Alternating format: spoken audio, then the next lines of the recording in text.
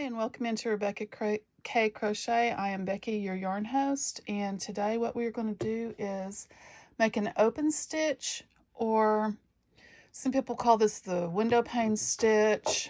Some people call it, well, I've heard it the open stitch or the window pane stitch. I usually call it the open stitch. Windows, I think, is what some people have called it. What we are going to do is make our squares, because today is a square tutorial for our blanket, which I have some squares sitting right here. We're going to try to get them as close to that size of square as possible. Normally it's 27 across. This is a multiple of 2 plus 1. So what we are going to do is we're going to crochet 29 stitches. So that would be 28 plus 1, any even number plus 1. So to chain, you yarn over. Well, first you start with a slip knot on your hook. Then you yarn over, crochet, pull through. That's all you have to do.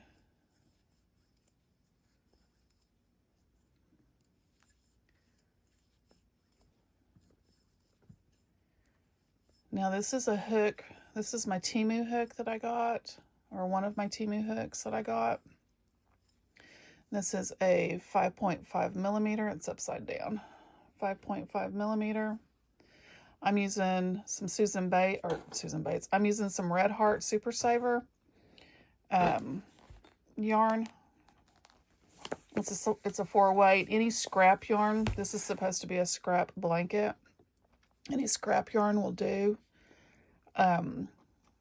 And you just start, and I will be back whenever I get my 29 on the hook. So the first row, what we're going to do is we're going to count back two stitches, and we're going to work in the third stitch. So this doesn't count, the one on your hook. This is your first one right here. This is your second one, and that's your third one. So you're going to yarn over. You're going to poke it through that stitch right there. Yarn over, bring it through. You have 3 on your hook. Yarn over, bring it through 2, and bring it through 2. That's your first double crochet. And we are going to double crochet in every stitch all the way across. This is an anchoring row. That's why we do double crochets all the way across.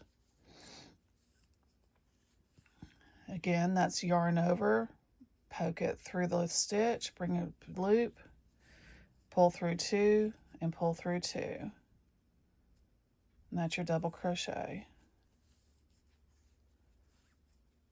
And I will be back whenever I get double crochets all the way across. Okay, I'm at the last stitch, and what we're going to do is we are going to double crochet in that last stitch. And that's what your work should look like. Now, what we're going to do is we are going to chain 2. This does not count. We're going to turn our work. This is not a stitch. Sometimes this is a stitch, sometimes it's not. In this pattern, it's not going to be a stitch. We're going to go right back into where our chain 2, this stitch right here where our chain 2 came out of. And we're going to double crochet again. We're going to chain 1. We're going to skip, hold on. We're going to skip this stitch, and we're working into that stitch. So skip this one, go into this one with a double crochet, chain 1, skip a stitch, double crochet. We're skipping this one. We're going to double crochet into that one, chain 1. We're going to skip this one and double crochet into that one. And we're going to do this all the way across. This is the repeat. Chain 1 and skip a stitch and double crochet in the next stitch. All the way across. We'll just see that one more time. And I will meet you back whenever I get to the end. We have 2 stitches left on our hook, or on our, at the end of the row. We've got 1 and 2. We're going to chain 1. We're going to skip this last stitch, or this second to the last stitch, and we're going to work a double crochet into this last stitch, making sure that we have the 2 end loops on our hook. And this is what it should look like. And this is your open stitch right here. Right through there. If you watched yesterday's video, I showed you a cardigan that I made with this actual stitch. So now you're going to chain 2. You're going to turn your work. You are going to go right back down into this stitch, the first stitch, and you're going to do a double crochet. And we are going to double crochet in the chain 1 spaces, and we are going to double crochet into the top of the double crochets. Again, double crochet in that space, and then double crochet in the top of this one right there, all the way across. We're going to repeat that all the way across.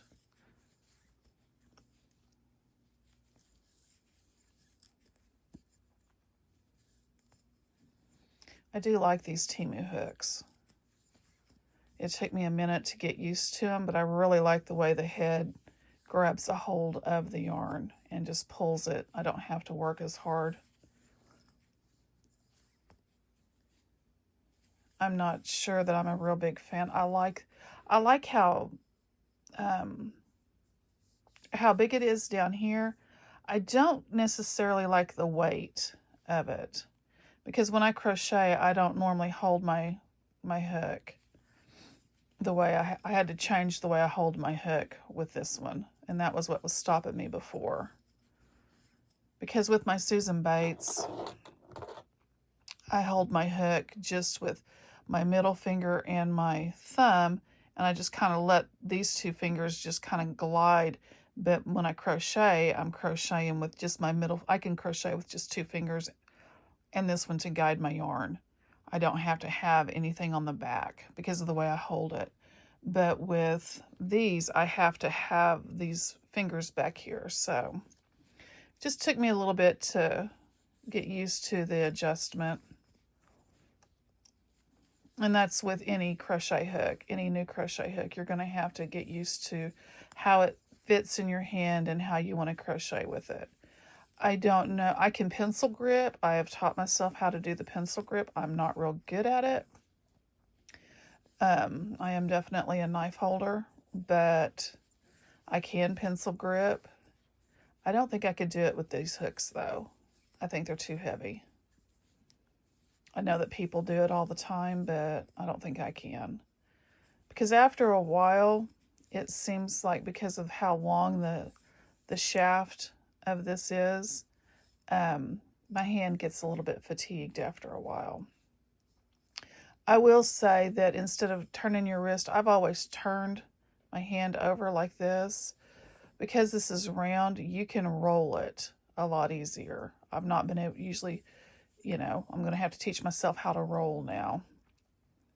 Now we're at the end. These 2 count as 1. This chain 2 here and this stitch count as 1. So we're going to go into that space right there because we were in the chain 1 space. So now we're going to go up into the top of this stitch,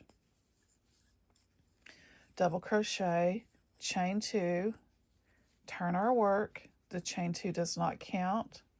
And we're going to go right back into that stitch. Now this is going to be the open stitch where we chain 1, skip 1, double crochet down into the next one, chain 1, skip 1, double crochet down into the next one, chain 1, skip this one, double crochet down into this one,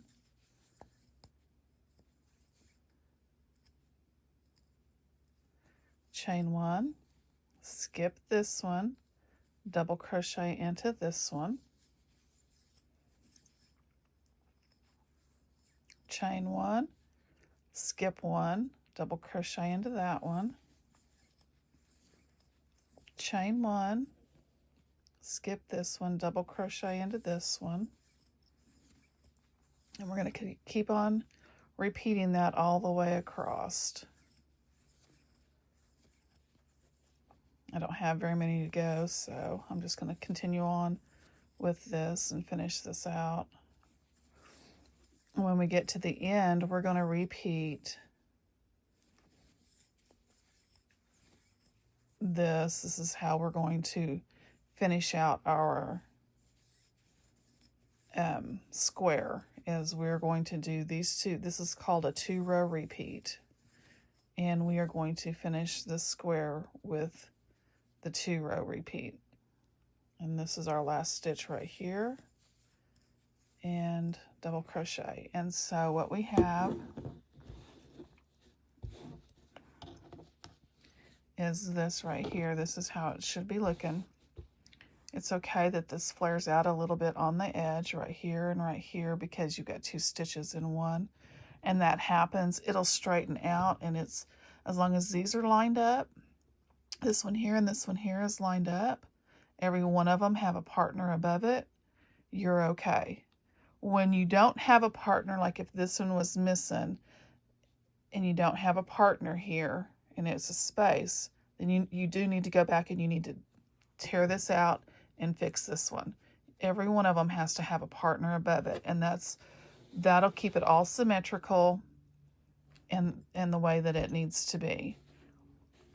So you always, every row, you want to look at your work and make sure that these are all symmetrical, because it's easy to drop a stitch doing this right here, and this is not a forgiving pattern. You cannot